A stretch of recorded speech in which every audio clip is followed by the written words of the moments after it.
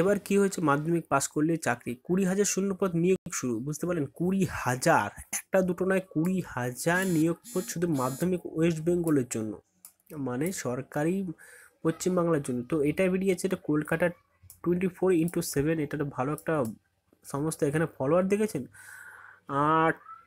895K, মানে minimum 8,95,95,000 followers রয়েছে, অনেক ফলোয়ার্স।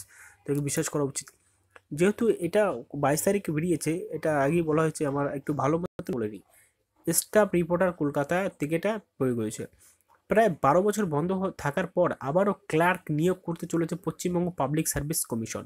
শিক্ষাগত যোগ্যতা মাধ্যমিক। শুক্রবার 22/2/2009 2019 সকালে 11:30 থেকে আবেদন করা যাবে। মানে শুরু হয়ে গেছে। তো আমি একটা বহুত লাস্টে বলছি, আবেদন করার শেষ তারিখ মার্চ মাসের 25 তারিখ, এখন অনেক দিন বাকি আছে।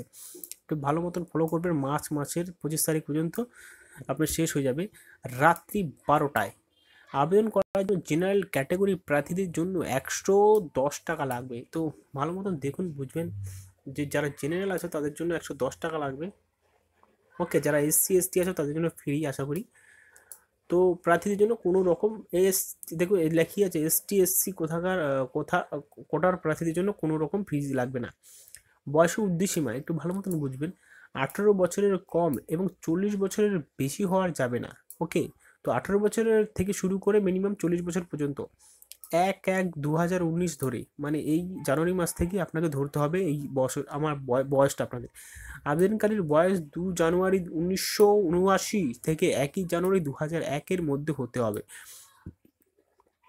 কোটার প্রার্থীরা নিয়ম অনুসারে ছাড় পাবেন। ওকে, তো প্রয়োজনীয় শিক্ষাগতা, মানে প্রয়োজনে কী কী আপনার কী চাইবে, মানে শিক্ষাগতা কী দরকার।